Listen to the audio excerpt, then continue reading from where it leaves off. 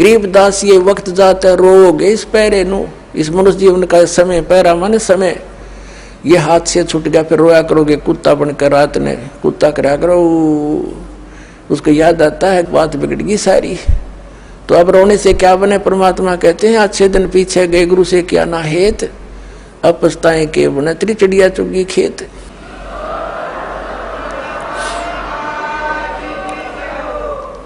अब परमात्मा स्वयं ही वहां से चल कर आते हैं जहां वो भगवान रहते हैं, वेद गवाही देते हैं कि वहां से चलकर आता है, एक साधु रूप बनाकर कहीं भी प्रकट हो जाता। 3 प्रकार से परमात्मा हमारी धारण पोषण करता है। एक रूप में तो सतलोक में रहते हैं, स्थायी रूप में तेजो में शरीर मालिक का, करोड़ सूर्य मिला करोड़ चंद्रमा से एक रूम की शोभा। सतलोक में, अलखलोक में भिन्न शोभा है। परमात्मा एक ही है, रूप अनेक बना रहा है वहां पर। फिर वो परमात्मा वहां से गति करके आता, अच्छी आत्माओं को मिलता है जो दृढ़ भक्त होते हैं। उन दृढ़ भक्तों में से कौन कौन है, किन किन को मिले? आदरणीय धर्मदास साहिब जी को मिले, आदरणीय मुल्कदास साहिब जी को मिले, आदरणीय नानक साहिब जी सिख धर्म के प्रवर्तक, आदरणीय नानक देव साहिब जी से मिले, आदरणीय दादू साहिब जी से मिले, आदरणीय गरीबदास साहिब गांव छुडानी जिला जज्जर वाले को मिले, आदरणीय गीसा दास साहिब गांव खेखड़ा जिला मेरठ उत्तर प्रदेश वाले को मिले, और अनेकों को मिले हैं। इनका तो मूल प्रमाण हमारे सदग्रंथों में हमारे पास उपलब्ध है। वैसे कोड वर्डों में सांकेतिक बहुत वर्णन और भी मिलता है, जैसे आदरणीय नामदेव जी को भी मालिक मिले थे आके, क्योंकि हम बच्चे उसी के हैं। वही आकर उसी को दया आती है जो अच्छी आत्मा भक्ति की तरफ अग्रसर है, मिसगाइडेड है, उनको आकर मिलते हैं। कहीं भी आकर कोई भी लीला कर लेते हैं, उनको सतमार्ग बताकर फिर अंतर्ध्यान हो जाते हैं। यथार्थ ज्ञान सुनने के बाद वो प्राणी उल्टा नहीं हटता थे, सारा संसार एक तरफ हो जा। और वो परमात्मा भगतमती बहन मीराबाई को मालिक मिले। वो दृढ़ भक्तों को मिलते हैं जो पक्के भक्तों, टस से मस ना होते सारा संसार एक तरफ हो जाए। अपनात्मा हमने सारा इनकम्प्लीट स्पिरिचुअल नॉलेज सुन रखा है, कति अधूरा सधूरा सा जिसका सिर पैर नहीं। तो इसको तत्व ज्ञान कहते हैं, जो सबको सेट करे और परिपूर्ण रूप से कथाओं को भी सही सुनाए। जैसे मीराबाई पिछले जन्म जन्मांतर की पुण्यकर्मी प्राणी थे, और काल उनको ऐसे स्थान पर पैदा कर देता है कि उनकी भक्ति कोई कर्ण ना दे। वो कैसे ठाकुरों के घर जन्म दे दिया, और राजस्थान के ठाकुर उस समय अपने आप को खुदा से नीचे नहीं मानते थे, अपनी बहन बेटियों को पर्दे में रखते थे, एक परंपरा थी उनकी। और स्वयं सब खेतों में या कहीं भी काम करना होता स्वयं करते थे। पशुओं का गोबर भी उठाकर बाहर कुड़ियों पर स्वयं डाला करते थे। अपनी बहन बेटियों को पर्दे में रखा करते, बाहर नहीं जाने देते थे। और कोई जाती थी तो उसको कलंकित माना जाता था, बहिष्कार करते थे, उसका बहुत विरोध करते थे, उसका बुरा हाल कर देते थे, यहाँ तक कि उसको मार भी देते थे। अब परमात्मा की आत्मा भगवान बन नहीं रह सकती, और पिछले संस्कार उसको टिकने नहीं देते, जिसके परिणाम स्वरूप वो आत्मा परमात्मा के लिए कहीं ना कहीं भटक रही होती है। काल ने जगह जगह एजेंट बैठा रखे अपने। कहीं देखोगे कोई पूजा पाड़निया, कितने कोई पत्रालियाँ बैठा ला तेरी भविष्य बता दूँ, आजा बैठ जा धर दे 20 रुपये। फिर ये नकली संत, ये पंथ बना रखे नेरे, ये सारे एजेंट काल ने छोड़ रखे मिसगाइड करने के लिए।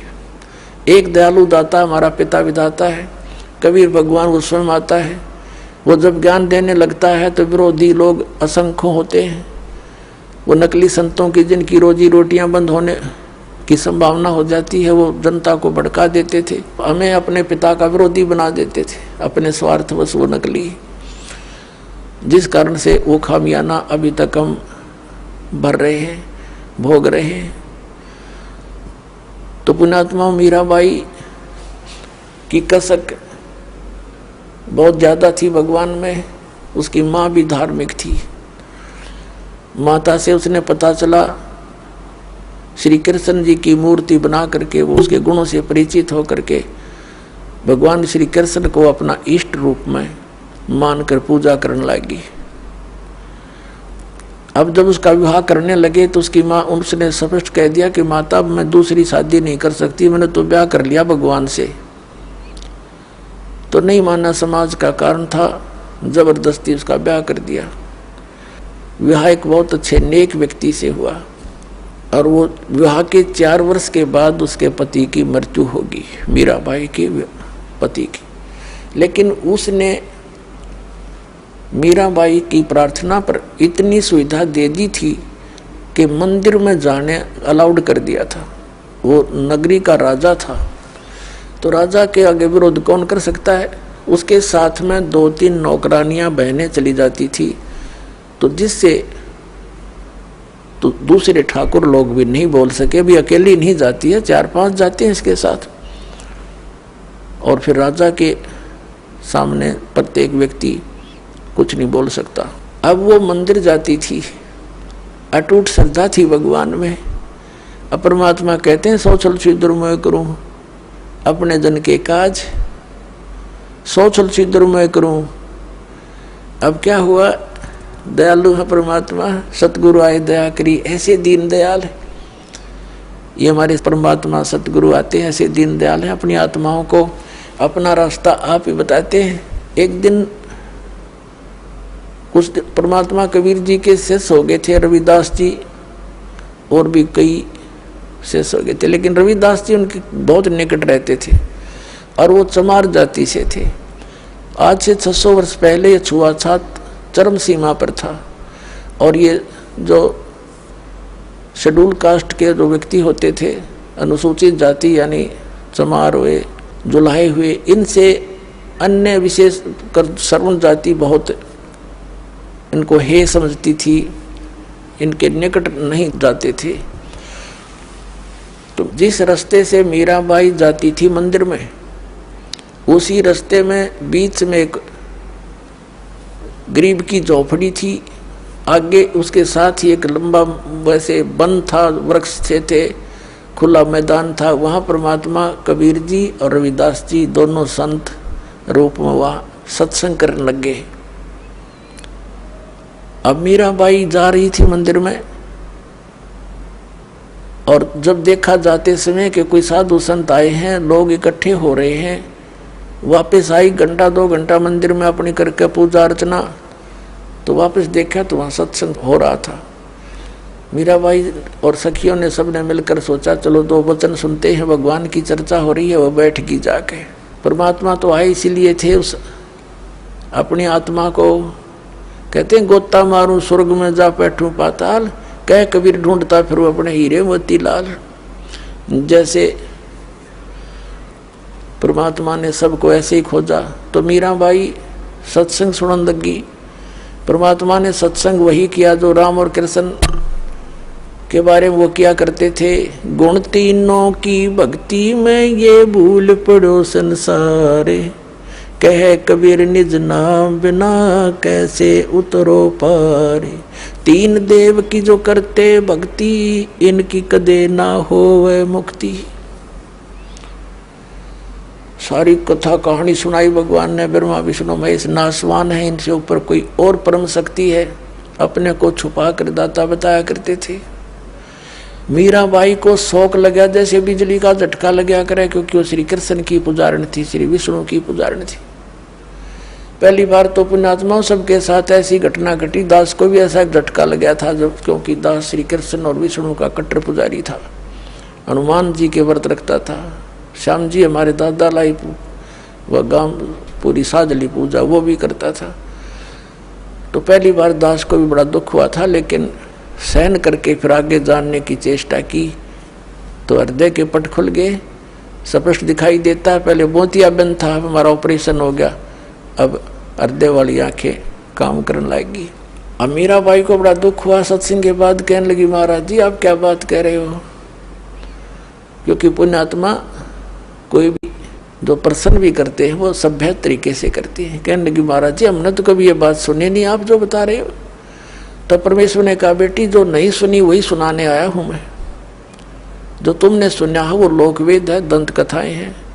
ये रामकृष्ण की आप मृत्यु होती है, तो प्रश्न किया उस देवी ने कि भगवान आप कैसे कह रहे हो। भगवान श्री कृष्ण जी ने मोरध्वज राजा के पुत्र ताम्रध्वज को आरे से चिरवा कर जीवित कर दिया, आप कैसे कह रहे हो कि वो कुछ नहीं कर सकते। परमात्मा ने कहा बेटा मैं ये नहीं कह रहा कुछ नहीं कर सकते, पर ये तुम्हें मुक्ति नहीं दे सकते। फिर इनकी सामर्थ्य देख लो। मोरध्वज राजा का लड़का तो श्री कृष्ण ने जाके जीवित कर दिया, क्योंकि उसके सांस शेष थे, उसकी आयु शेष थी, इतना ये कर सकते हैं। ये तो एक जादूगर कर देता है, छोटे मोटे साधु संत कर देते हैं। लेकिन श्री कृष्ण जी जब कहाँ गई थी उनका वो सामर्थ्य, जब उनका सगा भांजा अभिमन्यु महाभारत के युद्ध में चक्रव्यूह में मारा गया था। सुभद्रा का पुत्र जो श्री कृष्ण की बहन थी सुभद्रा, श्री कृष्ण रो रहा था, पांचों पांडव रो रहे थे, उनका कुल नाश हो रहा था, तो क्यों नहीं जीवित किया श्री कृष्ण जी ने अभिमन्यु को। अब सुन होगी। फिर पूछा उसने जी कारण क्या था, कि बेटी अभिमन्यु का प्रारब्ध इतना था, उसकी आयु शेष नहीं थी और ताम्रध्वज की आयु शेष थी। उसने जाके दिखा दिया ड्रामा, तो सेम गिवा एकदम, क्योंकि मालिक के जो ज्ञान है ये सटीक उदाहरण है। वह घर चली गई तो कहने लगी जी, फिर उसने कहा परमात्मा से, फिर दूसरा प्रश्न किया कि मुझे भगवान कृष्ण साक्षात दर्शन देते हैं, मैं उनसे बातें भी करती हूँ। परमात्मा ने कहा बेटी तू अपने कृष्ण जी तो पूछ लिए, ये देवता हैं, ये झूठ नहीं बोला करते, सच्ची बताओगे तेरे को। अब उसने तो रात में नींद आई नहीं, बहुत कसक होगी, तो उनको जैसा भी वो समय कभी प्रकट हुए, श्री कृष्ण जी से पूछा भगवान आप तो सतोगुण भगवान हैं, आप तो झूठ बोला ही नहीं करते। मैंने ऐसे ऐसे संतों का सत्संग सुना है, मेरे बात जची नहीं उनकी, क्या आपसे भी कोई ऊपर शक्ति है। तो श्री कृष्ण जी ने कहा मीरा वो शक्ति है, लेकिन वो हमने भी ना मिली, उसकी ट्राई करने की कोई यूज नहीं, हमने खूब सिर पटक लिया, उसका कोई अता पता नहीं लगता। अब वो उसको तो बड़ा झटका लगा कि वो संत कहते हम उनको दिखा दें और उसका नाम दें, उसकी प्राप्ति करा दें। श्री कृष्ण जी ने इतना मान लिया कि वो है अवश्य। तो वह रात को नींद नहीं आया उस बेटी को। अगले दिन फिर पहुंच गई सत्संग में, वहीं बैठ गई। फिर सारी 2-3 दिन लगातार मालिक सत्संग करते रहे, फिर चले गए। हाँ फिर क्या हुआ, मीराबाई को प्रेरणा हुई कि भगवान मुझे उपदेश दे दो। परमात्मा ने कहा बेटा पहला काम है इस भक्ति मार्ग का प्रथम कदम गुरु होना चाहिए, सतगुरु हो, सच्चा ज्ञान वाला हो। तो मीराबाई ने कहा भगवान दीक्षा दे दो। अब परमात्मा ये देखना चाहते थे, या ठाकुरों की लड़की, इसमें भगवान की कितनी चाह है।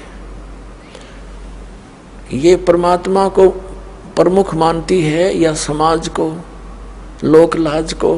परमात्मा ने पता था कि वो दीक्षा मांगेगी, इतना ज्ञान सुने बाद से तो पुण्यात्मा का कलेजा हिल जाता है।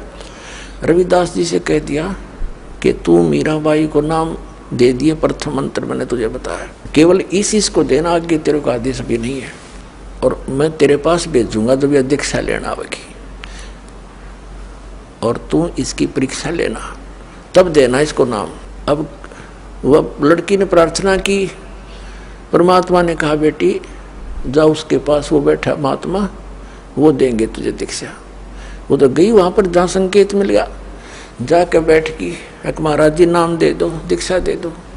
रविदास जी कहने लगा बेटी बहन मैं हूँ चमार जाति का और तू है ठाकरा की बेटी।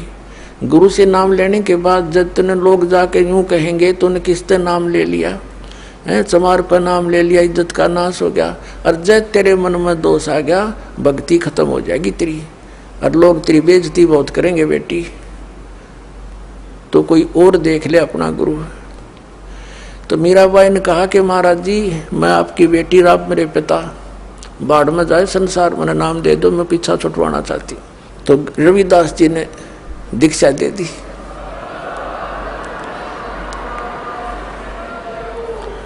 अपने आत्मा भक्तों के लक्षण ये होते हैं, वो लोक लाज नहीं करते, परमात्मा की वाणी में भी गरीबदास साहिब बताते हैं, लोक लाजना कीजिए निर्भय हो रहिए, और यो मन चावे राम को तो दासा तन करिए। कहते हैं लोक लाजना कीजिए निर्भय हो रहिए, जय मन चावे राम को दासा तन करिए। स्वान स्वरूप संसार है कुछ कर सी नाही, शीस मैल को देख करिए भौंक भौंक मर जाही। सत्संगी संग ना तज चतराम बसाही। नित्यानंद जी महाराज संत हुए हैं, उन्होंने कहा है कि लोक लाज मर्याद जगत की तरण जो तोड़ बगावे। ये लोक लाज मर्याद जगत की नौगे तरण की तरह डिकड़े की तरह तोड़ के फेंक दे, तब कोई राम भगत गत पावे। तो साधु संतां के पिछले उदाहरण देख लो, उन्होंने लोक मर्यादा कति नहीं करी। जैसे आदरणीय नानक साहिब जी हिंदू धर्म में थे, अरोड़ा खत्री इनके घर जन्म था इनका, और रामकृष्ण के पुजारी थे। परमात्मा मिले तो पूरा उसी दिन त्याग दिया था, परमात्मा के दर्शन कर आते ही सब छोड़ दिया, और पूरा विरोध हुआ था उसका हिंदू समाज में, होने दे, कति परवाह नहीं करी। ये दृढ़ भक्त होते हैं जिनको भगवान आकर मिलते हैं।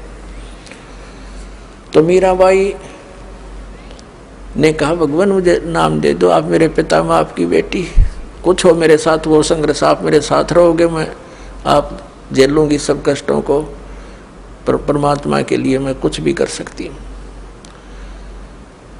अब प्रथम मंत्र दे दिया रविदास जी ने, और फिर जैसे महीने में 20 दिन में फिर आने लग गए सत्संग करने। तो सत्संग उस दिन तो भगत पक्के आते हैं।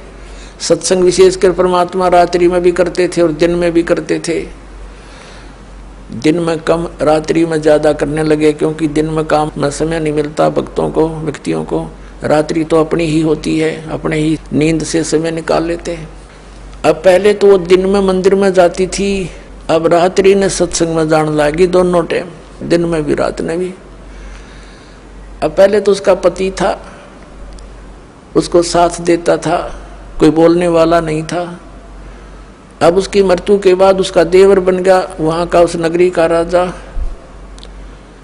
उसने मीराबाई को बहुत समझाया कि तू अब मत जाया कर, पहले तो तेरा पति था, अब लोग पता नहीं क्या क्या बात बनाते हैं, हमारी इज्जत का नाश कर देगी तू। उसने कोई परवाह नहीं करी थी, मंदिर में जाती रही। और फिर लागी और रात ने सत्संग में जान। इस बात का उसके देवर ने घना मलाल हो गया, घना दुख मान लिया कि इसको तो मार दे तो अच्छा है, और इसने तो इज्जत का नाश कर दिया। तो क्या किया उसने, क्या किया,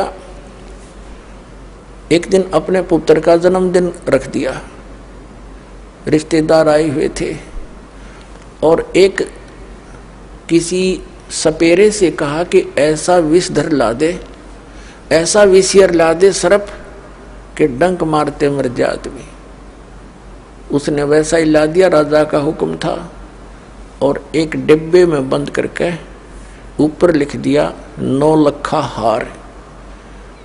राजा ने एक बांदी से कहा, नौकरानी से, जाओ मीरा को दे दे, ये हार गले में पैर लेगी, सुंदर कपड़े पहन लेगी, रिश्तेदार आवेंगे।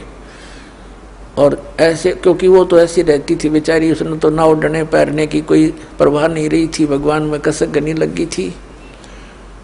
तो उसने कहा कि ठीक से कपड़े पहन लेना, मेरी बेइज्जती ना करवाना, रिश्तेदार ने कहेंगे भाई रहानी उसकी पत्नी को कैसे रखता है, और ये हार पहन लेगी। उसने सोचा था न्यू कि सर्प डस कर मर जाएगी, सर्प देगा डस, सारे रिश्तेदार होंगे, सब गवाह हो जाएंगे, एक सांप लड़ गया, भाई हम भी वहीं थे, इसलिए मृत्यु होगी उसकी। इसने चाल तैयार चाली थी। अब वो नौकरानी ने जाकर दे दिया कि ले मीरा भाई, राजा ने बताया है इसमें एक हार है बहुत कीमती, इसको पहन लेना, और सुंदर कपड़े पहन ले, आज उनका लड़के का जन्मदिन है, दूर दूर के रिश्तेदार आए हुए।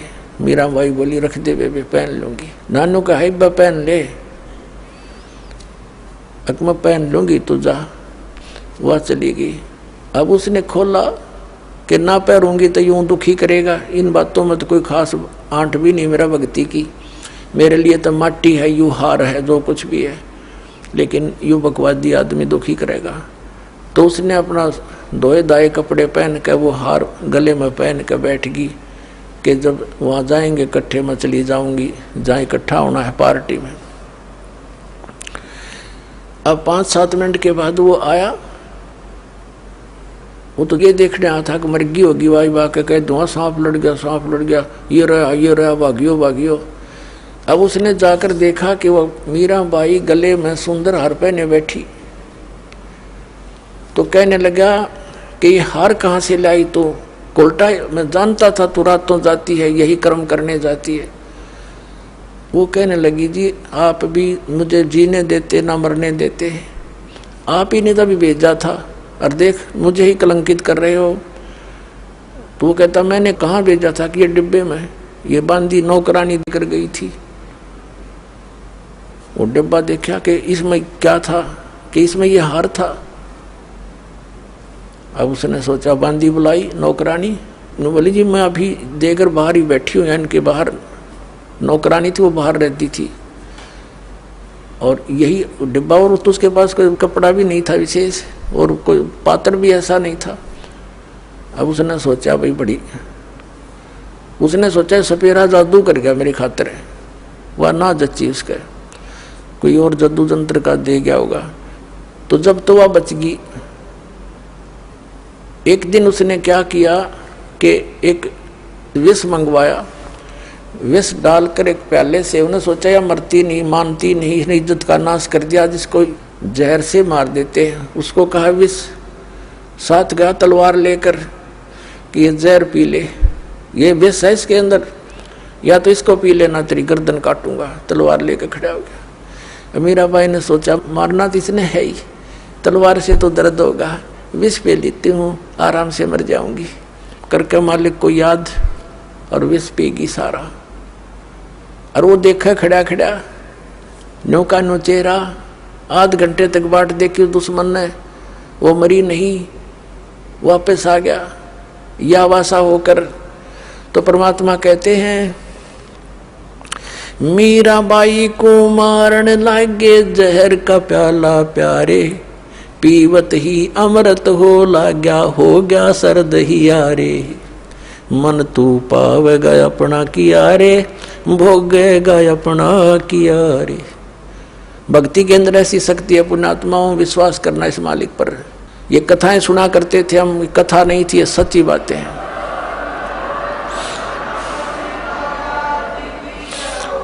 कहाँ तो इसने मारना था, कहते हैं पीवत ही अमृत हो गया और हो गया सर्द ही यारे।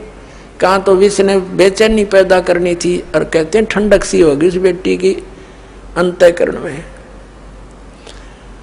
अब उसने सोचा भाई ना तो या मारे तो मरती उसके देवर ने, अब इसका के इलाज करो, इसने तो हमारा बट्ठा बैठा दिया इज्जत का। उसने उसकी माँ बुला ली, मीराबाई की उससे कहा कि मौसी तू समझा दे इसने। और माँ की बात बेटी मान लिया करती है। तो माँ ने बहुत समझाया, बेटी देख इधर उधर जाती है, हमारी तकरार होती है, तो अपनी भक्ति यहाँ कर ले। और वहाँ 100 प्रकार से उसने जैसे तैसे माँ बेटी को समझाती है, अपने सारे जंतर मंत्र कर दिए पर वह ना मानी। फिर यहाँ तक कहा कि बेटी हम ठाकुर, और वो चमार जिस तो तू नाम ले आई, इसमें भी हमारी बेइज्जती का मामला है बेटा, तू मत जाया कर वहाँ। तो माता और बेटी का फिर क्या एक कवि के द्वारा बना गया शब्द सुनाते हैं। सत्संग में जाना मीरा छोड़ दे, सत्संग में जाना मीरा, आए मारी लोग करें तकरार, सत्संग में जाना मीरा छोड़ दे। आए मारी लोग करें तकरार, सत्संग में जाना मीरा छोड़ दे। सत्संग में जाना मीरा छोड़ दे। हाय मारी लोग करें तकरार, सत्संग में जाना मीरा छोड़ दे। सत्संग में जाना मेरा ना छूटेरी, सत्संग में जाना मेरा ना छूटेरी। हारी चाहे जड़ के मरो संसार, सत्संग में जाना मेरा। हारी चाहे जल के मरो संसार, सत्संग में जाना मेरा। थारे सत्संग के राह में है, थारे सत्संग के राह में है। आए वहाँ पर रहते हैं काले नाग, कोई कोई नाग तन डस लेवे। आए वहाँ पर रहते हैं काले नाग, कोई कोई नाग तन डस लेवे। जब गुरु जी की मेरे फेरी, जब गुरुओं की मेरे फेरी। आरी व तो सर पे गंडे वे बने जाव, सत्संग में जाना मेरा ना छूटेरी। हारी व तो सर पे गंडे वे बने जाव, सत्संग में जाना मेरा। सत्संग में जाना मीरा छोड़ दे, सत्संग में जाना मीरा छोड़ दे। आए मारी लोग करें तकरार, सत्संग में जाना मीरा छोड़ दे। सत्संग में जाना मेरा ना छूटेरी, सत्संग में जाना मेरा ना छूटेरी। हारी चाहे जड़ के मरो संसार, सत्संग में जाना मेरा। थारे सत्संग के राह में है। वह माता डराना चाहती है बेटी को, तुम्हारे सत्संग के राह में आए वहाँ पर रहते हैं बब्बर शेर, कोई कोई शेर तन खा लेवे। रहते हैं बब्बर शेर, कोई कोई शेर तन खा लेवे। जब गुरु जी की मेहर होवेरी, जब सतगुरु जी की मेहर होवेरी। आरी वो तो शेरों के गिदड़ बने जावे, सत्संग में जाना मेरा ना छुटेरी। हारी वो तो शेरों के गिदड़ बने जावे, सत्संग में जाना मेरा ना छुटेरी। थारे सत्संग के बीच में है, थारे सत्संग के बीच में आए वहाँ पर रहते हैं साधु संत, कोई कोई संत तन ले रमे। आए वहाँ पर रहते हैं साधु संत, कोई कोई संत तन ले रमे। तेरे री मन में माता पाप हैरी, तेरे री मन में माता पाप हैरी। वो संत मेरे माँ बाप हैरी, वो संत मेरे माँ बाप हैरी। हारी वह तो कर देंगे बेड़ा पार, सत्संग में जाना मेरा ना छुटेरी। हारी वे तो कर देंगे बेड़ा पार, सत्संग में जाना मेरा ना छुटेरी। सत्संग में जाना मेरा छोड़ दे, सत्संग में जाना मेरा छोड़ दे। हाय मारी लोग करें तकरार, सत्संग में जाना मीरा छोड़ दे, सत्संग में जाना मेरा ना छोटे री, सत्संग में जाना मेरा ना छोटे री। हारी चाहे जड़ के मरो संसारे, सत्संग में जाना मेरा ना छूटे री। वो तो जाते चमारे है, वो तो जाते चमारे है, इसमें हमारी आर है, इसमें हमारी आर है। तेरे री लिख माता चमारे हैरी, तेरे लिख माता चमारे हैरी। मेरा सिरजन और हैरी, मेरा सिरजन और हैरी।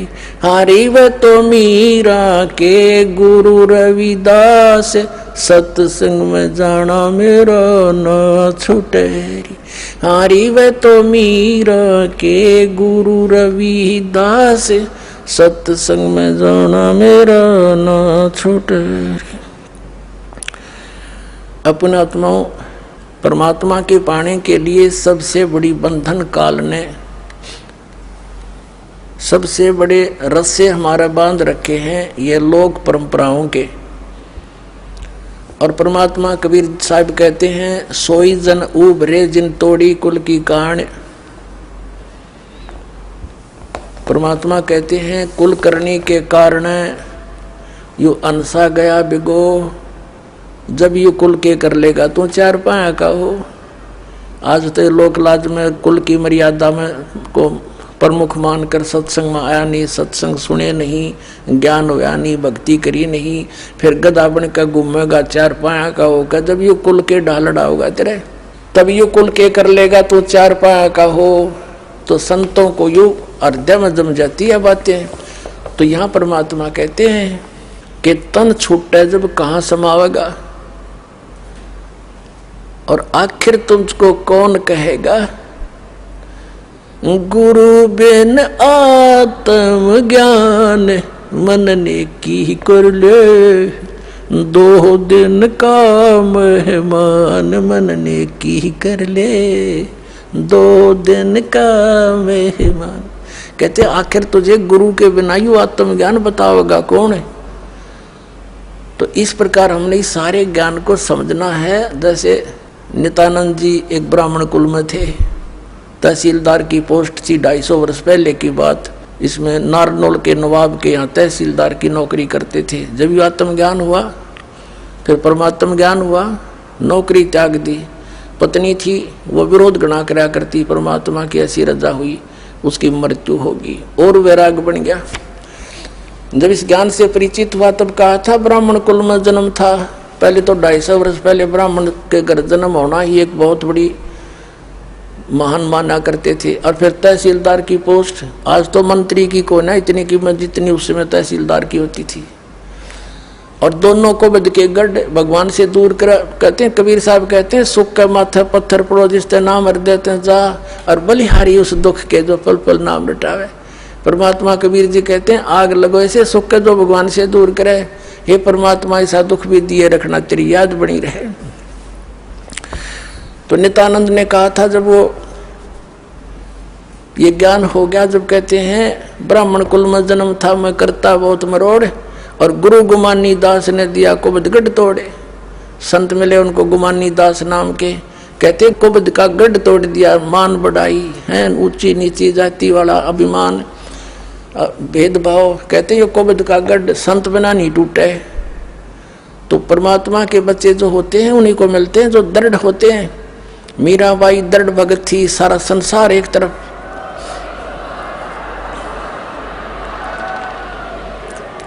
अपने आत्माओं मीराबाई ने देखा है रोज बकवाद करता है ये, कभी मारने की चेष्टा करता, घर त्याग कर चली गई, वृंदावन में रहने लगी। तो वहां परमात्मा फिर मिले जाकर उसको दूसरा रूप बनाकर, और ज्ञान से उसे पूछा, जैसे धर्मदास जी को मिले थे। तब उस बेटी की फिर आंखें खोली, बेटा इससे आगे और भी नाम है, ये तो प्रथम मंत्र दिया है, इसके आगे सतनाम है, वो ग्रहण कर, उसको मैं दे सकता हूँ और किसी के पास नहीं है। तब मीराबाई ने परमात्मा कबीर जी से फिर मंत्र लिया, तब उसका कल्याण हुआ। बोलो सतगुरुदेव।